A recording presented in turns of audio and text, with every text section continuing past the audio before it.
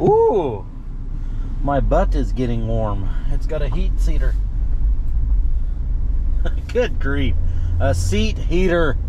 Good afternoon, everyone. Welcome back to the channel. Glad you could join me. Today we have a Ford Escape that we have got an issue. Well, it's a 2015 for starters, but we've got an issue with this Ford Escape that when it's hot, it will periodically die. And also when it's hot, if she parks it and comes back out and tries to start it later, the engine won't stay running. It has a poor idle, has to start and stop it like 3 or 4 times, and then eventually it will go. She's been dealing with this for about 2 or 3 years, I think, is what she told me. A long time either way. So we're going to plug this thing in. We're going to read the codes and see if that gives us any indication as to what's going on with this 2015 Ford Escape. Contact!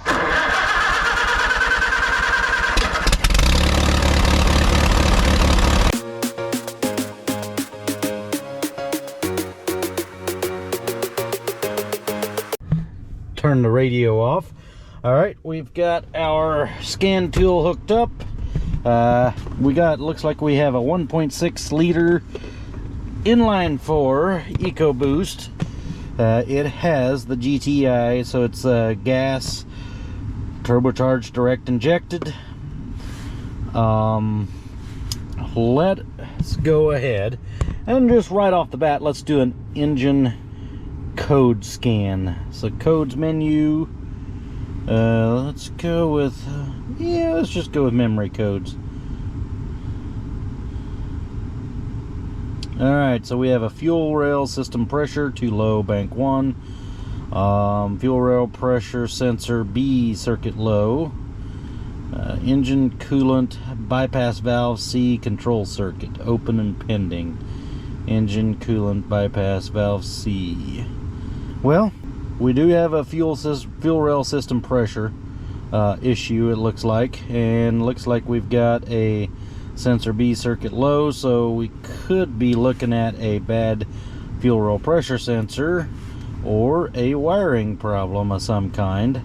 Makes me think that there might be something going on maybe with the sensor, because it seems like it heat soaks and will then have problems continuing to run. So I think what we need to do here is let's go ahead and engine management data, and let's see what we've got for fuel pressure. Okay, fuel, let's go down to F. Fuel pressure 68 psi, which it's desiring 53.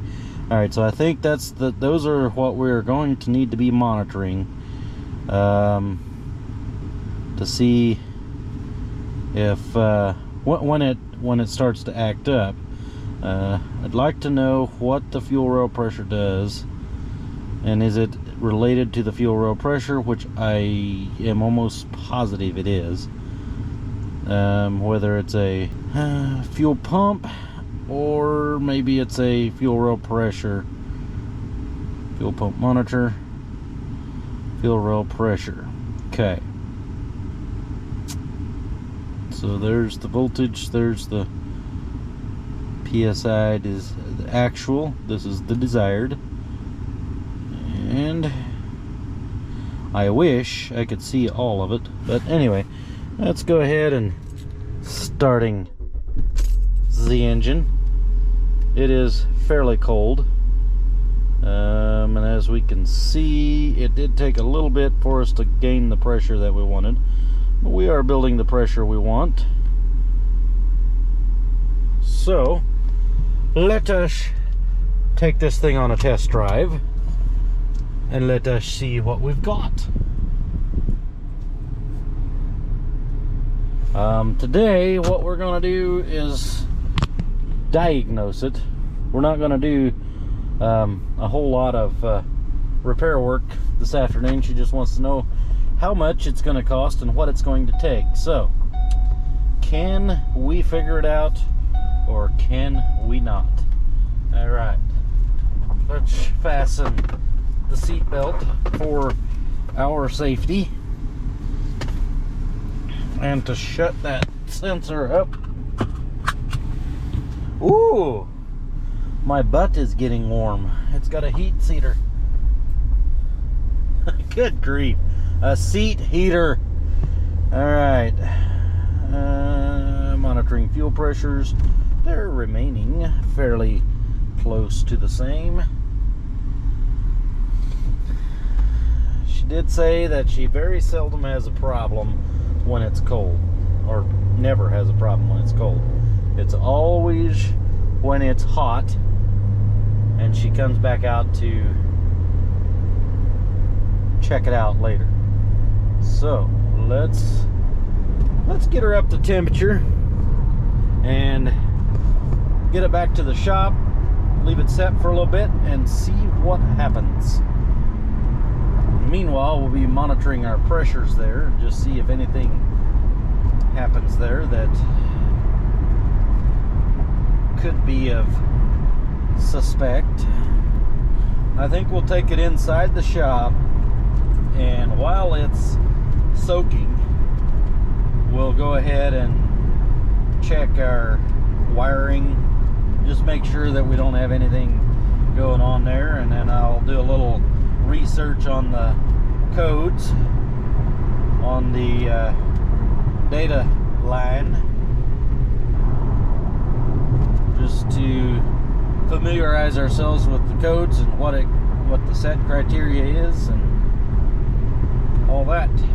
She did have this thing at another shop, and she said that they changed the oil, they hooked it up to the scan tool, and told her that this is a gas TDI, which is a gas turbocharged direct injected, which means it has high fuel pressure. Usually on the older injectors, you had a max fuel pressure of about 70 pounds of pressure on the high side. Most engines ran around 50 pounds of fuel pressure.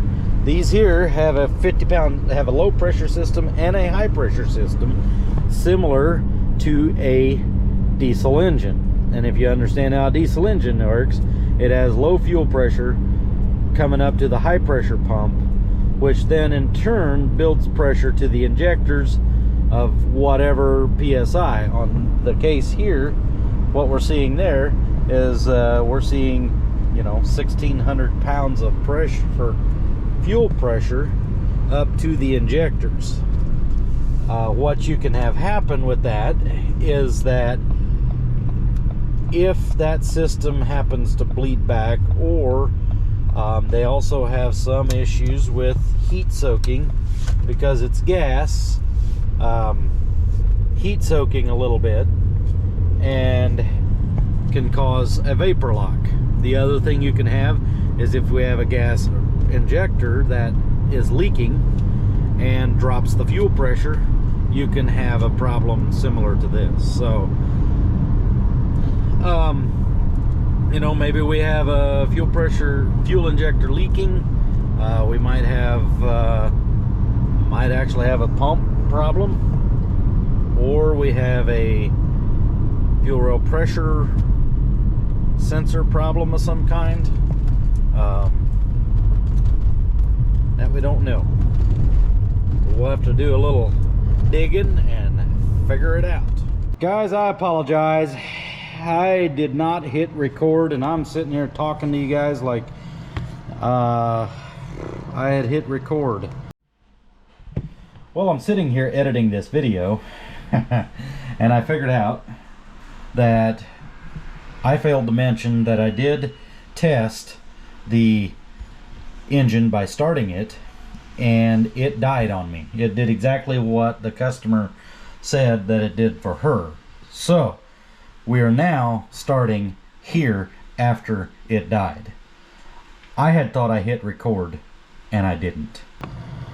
So we've basically where we've come to now is I hooked it up to the Autel scan tool because I wanted to, I can monitor live data a little better. I can group my PIDs together there. So what we've had happen is our low side fuel pressure is stuck at 109 pounds.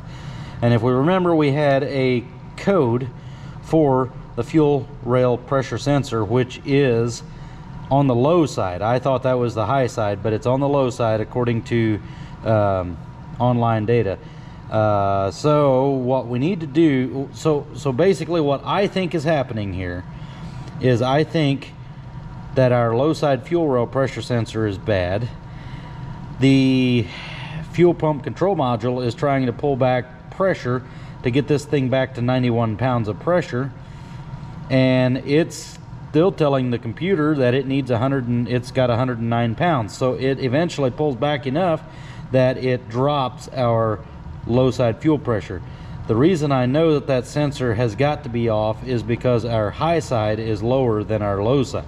So what I'm going to do is I'm going to use this make it happener here, and I'm going to tap that low side fuel pressure sensor and see if we can get that thing to start working. If I can get to it and you guys can still see there. Come on, where are you at? All right, here, let's put you guys over here, or put this over here,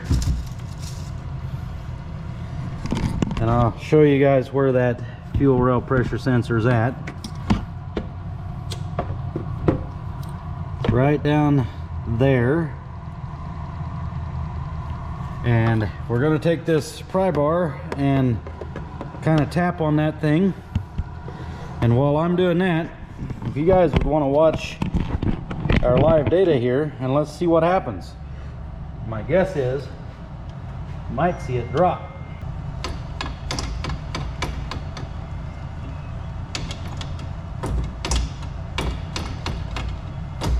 Nope, can't tap it hard enough.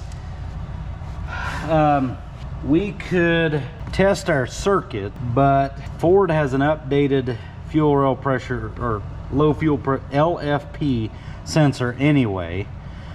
So I think I'm gonna go ahead, actually what I'm gonna do is I'm gonna go ahead and order a sensor, because it does need a new sensor anyway. And let's go ahead and get that.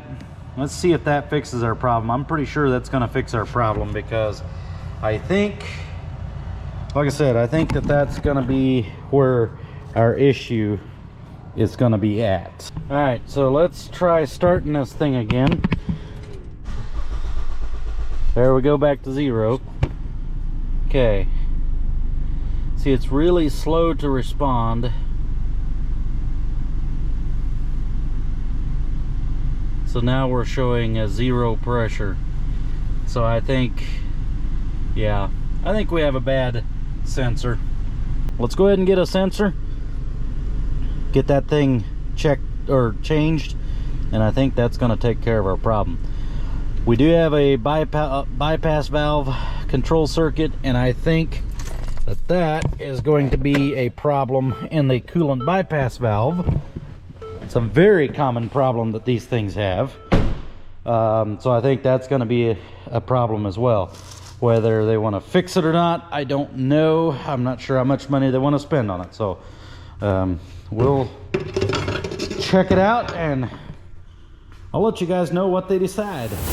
We're going to go ahead, and just because we're here and because we have a code for it, we're going to do our due diligence, and we're going to test our low pressure coolant or the coolant bypass valve. What this thing does is it will open and close to help the engine cool or warm up faster. And so we're gonna see. I'm not sure if I know how this thing comes off of there. There we go. But this valve, can I get it off? There we go. This valve should ohm across according to Identifix, this valve should ohm between, I believe, if I remember right, 7 and 16 ohms. So let's see, we'll just go right across those two, and this thing is normally closed, which means that in the relaxed state it's closed. 1.3 ohms. Yep, that's a problem. All right, so that valve is faulty. Let's go ahead. I think we'll price one of those as well, because it technically should have it. That helps to avoid fluctuations in the coolant temperature in the block, because that opens and closes via the PCM along with the thermostat. And it also allows the engine to warm up quicker, thus supposedly allowing for less harmful emissions in the atmosphere, according to Ford. So let's go ahead and price that to them, and I'm going to recommend changing that, but we'll go ahead and price it and see what they say. All right, everyone, we're back on this Ford Escape, and we're going to go ahead and change the fuel pressure sensor first. If you recall, we had a fuel pressure sensor that was reading faulty and causing this thing to not want to start when it was after it had run for a while. We determined that more than likely the fuel pressure sensor was faulty. Now, normally I wouldn't just replace the part without doing a little more diagnosing. However, with Ford having a recall, or not a recall, but a TSB out on it, and the fact that it's a known issue, I did go ahead and order a new sensor. Ford dealer had it on hand, so didn't have to wait very long on it. We're going to go ahead and change that thing. In order to do that, I've already taken the engine cover off the top here. I have unhooked my evap system there. So we're going to go ahead and take this intake off here. I think that will give me the room that I need to get down in there and remove that fuel pressure sensor. So the customer did give the okay as well to go ahead and change our coolant bypass pump. So we're going to do that as well. So we're going to have to drain some antifreeze, but I want to first get this figured out and make sure that this is working correctly. And I'm going to turn my radio down. Make sure that this is working correctly before we get started on that. Just because I want to know. So let's get this thing. I think I can remove this without having to take a whole bunch of stuff apart. Let's go ahead and remove this so that hopefully we don't damage anything. Kind of lay that off to the side there. Now, and let's remove this intake here, just like that. Okay, that gives us fairly good access to our sensor. Our sensor is right here. This is the sensor we want to change. So now the biggest problem is going to be getting a wrench onto the line. You don't ever want to just turn on onto that, and we do need to release the pressure on that, because there's probably fuel pressure down in there. So let's go ahead and unplug it if I can. Hopefully you guys can see a little bit of what is going on there. Yep, we got her unplugged. Okay, so now what I need to do is release a little pressure off of this system and go ahead and get a wrench that fits that. There's a little slot right there and there to hold this line, and then remove that. So I'm gonna go ahead and do that, and I don't know how long this is gonna take, so we're just gonna get that out of there, and then I'll bring you back when I get the new one put in. Well, I'll be dipped. That really, excuse me, that really was not hard to get out of there. That I figured that thing's going to be tight, but it was not tight. Just barely took any kind of effort to get it loose at all. So let's go ahead and turn that down in there.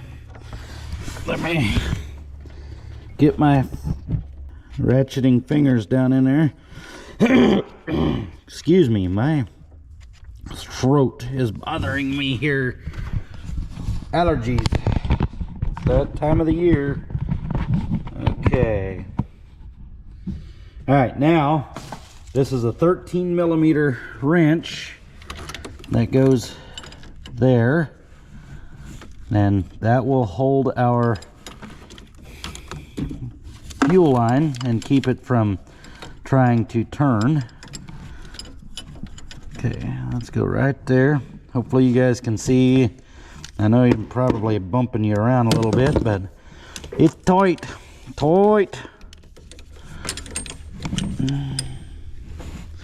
Come on.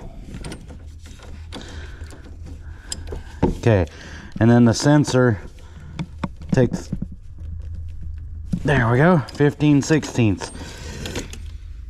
15/16 12-point socket. I think you could probably do it with a 6-point as well if you wanted, but I got a 12-point, so therefore I used the 12-point. Okay, so this thing needs to, sorry, I'm like, my mouth is like right down on the camera here. Hopefully it's not too annoying. Tight spaces.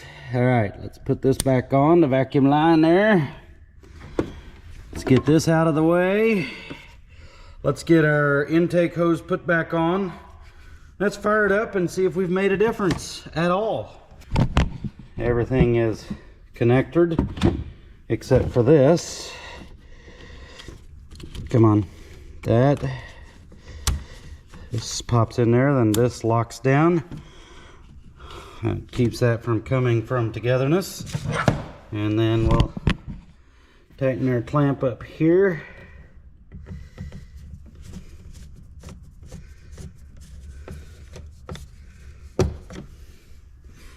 And then this one over here.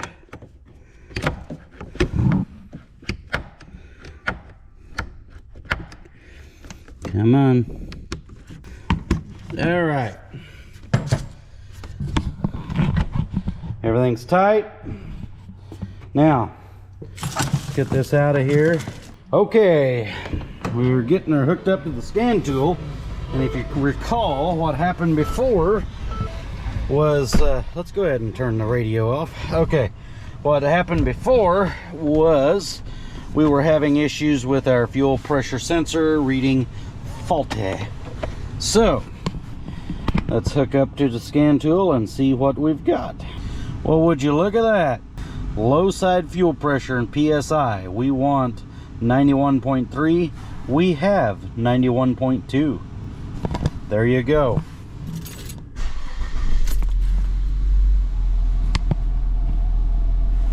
So, it is now able to read correctly. And if you remember, before we were either reading 0 or just high pressure, like 150 pounds, which it should never get that high. So yeah, it's stabilizing here. This thing has a fuel pressure regulator, it is regulated by the fuel pump control module. So it has to kind of stabilize itself. It's not going to be completely accurate, but it's going to be very close. So I'm happy with that. That should work. Now we'll go ahead and we're going to go ahead and change that engine coolant bypass valve, and we'll take this thing out on a test drive. So this makes me happy. Okay, well, while that's draining, let's go ahead and start taking some of this stuff off up here. We'll probably make a little bit of a mess, but probably not much more than what we would if, you know, we would have never drained it out of that stupid drain valve on the bottom. Okay. All right. So that locked over, and now I can just slide this off of here. We'll go ahead and pry that off of the front of the valve there, and hopefully this thing's not too stuck, but if it is, we can still get it off of there. I know we will. Just don't make it hard for me. I'm not in the mood for that this morning. Okay, please give it to me now. You can't have that hose anymore. I want that hose. I want it off. And I'm not too worried about breaking this valve because we know that valve is bad.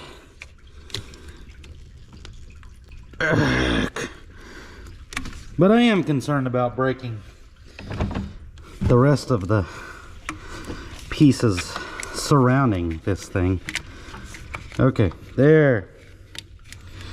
Now, okay, 8 metric meters. Let's go ahead and get that removed. Come on. Come out. Number 1. Yeah, let's see if we can get number 2 out of there.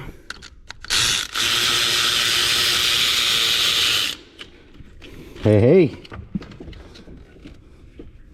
don't drop it. There we go. Look, we didn't hardly make a mess up here. You know, I want to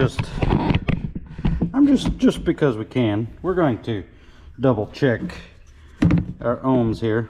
I'm pretty sure it's bad because it's leaking internal fluids out of there, but let's just verify for the YouTube.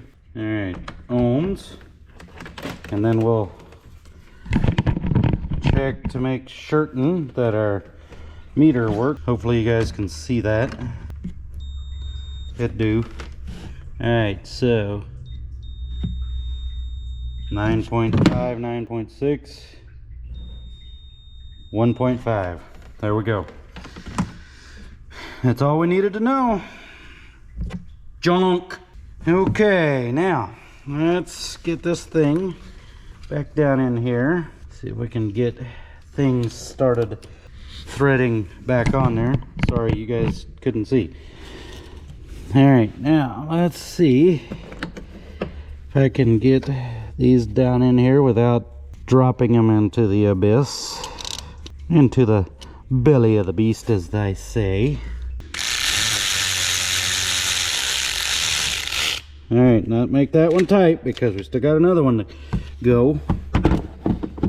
This one, if we remember, was just a little bit harder to get to. Okay, let's see if we can get that down in here. There we go. I think I'm gonna go get a shallow socket. Okay.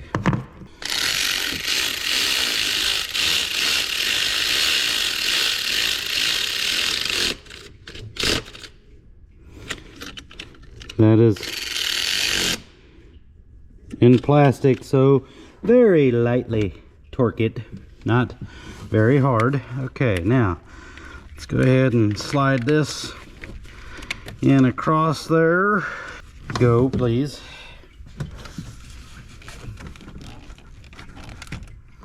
There we go. Now let's get that one in there where it were. And then we'll see if we can get this thing kind of pried out. There, just like such. Now, plug this in. And it's good. Ta-da! Now we got to check for leaks. All right, after we fill it, after we close the drain valve. Yep, everything's in there the way it's supposed to be. Okay, let's go back underneath and we'll close that drain valve and then add some coolant to the reservoir. All right, we have got the antifreeze system topped off. No leaks have been noticed so far. Let's go ahead and get this thing running. We'll take a little bit of a stroll down the road and come back, watching our temperature gauge there just to make sure we don't have any air pockets that are going to cause it to overheat majorly. If we do, we're going to leave it set until it cools off, and then we can top off the antifreeze and it should be good to go.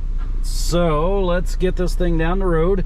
And if you remember, we have had in the past, we had an issue when it warmed up, it would not restart, which is the reason they brought it to us in the first place. So I got a customer here, I'll be right back. Okay, we're started, we're running, and as we can see, we have 78 that we're requesting, and we're at 82. It bouncing between 75 and 82, 74. So that sensor is working correctly now, and my dog is convinced he's got to go with me. Sorry, buddy. Actually, let's go ahead and clear our code for, come on, quit. Let's clear our code for our antifreeze. Clear codes and continue. Codes cleared. As we can see, no more. Check engine light, data display, continue. Engine management data, continue. So let's go ahead and we'll get this thing up to temperature, and we'll shut it off and make sure that everything's working the way it should. But I'm convinced that we have got it repaired. So we can see that fuel pressure is hanging out right there where it was supposed to be. So that's goodbye, dog. Poor guy. I wish I could take him with me, but I don't take him with me in customers' vehicles. You never know who's allergic to dogs and who's not. Plus, it's not very respectful to the customer, in my humble opinion. All right, so let's head on down the road again. On the road again. I just can't wait to get on the road again. Okay, stop. They'll want you to go to Nashville. All right, so the goal here is we want to make sure that our sensor continues to read, and we're going to go ahead and put our seatbelt on. No, I forgot, this seatbelt does not retract. All right, as we can see, we're up to temperature already. See, our temperature is hanging out right there where it needs to be. We still have fuel pressure. Like I said, that thing's going to fluctuate quite a bit, but that's the fuel pump control module doing the modulating that it's supposed to be doing. So what I'm going to do is I'm going to take this, it's about lunchtime, I'm going to take this thing, we're going to go for lunch and then come back. I mean, it's up to temperature now. I'm not going to take this thing and go to lunch, but I'm going to go to lunch and then I'm going to come back and we'll see if this thing restarts. I feel confident that it will, simply because our sensor is now sensing. So let's get this thing back to the shop, park it in the shop, go for lunch, come back, test it out. I'll bring you guys back for that, and then as long as all is well, I will close out the video. Okay, so we're back from lunch. We've got our key turned on. We're hooked back up to the scan tool. And as we can see, low side fuel pressure, 94 pounds. We're requesting 91.3, which is fine. All good. All right, now let's go ahead and see if it'll start. It should. Fires right up. Let's see if it dies. So like I've said before, this thing will fluctuate some, which is normal. We're building fuel pressure exactly the way it's asking for. It runs great. So no check engine light, which if our coolant bypass valve was still bad, that would come back on. So there's no check engine light. I don't think I have anything more to offer on this vehicle. This is going to be a win in my opinion. 142,116 miles. So I have nothing more to offer you here except to let you know that I hope that you guys have a great day. Thank you for being here. Thank you for watching. I appreciate it. If you liked this video and if it helped you out, let me know that in the comments section. I always like watching or seeing that in the comments section when people tell me that it really helped them out. Makes doing what I do here, the little extra time it takes to record and make videos and then edit them, makes that all worth it. That's why I'm doing it. I'm hoping this helps you guys out. So go ahead and tap that like button, subscribe to the channel if you haven't already. I would sure appreciate it. It helps me out a bunch and doesn't cost you guys a thing. And if you could, share this video with your friends, let them see it as well. I appreciate it. Until the next time, I will catch you all later.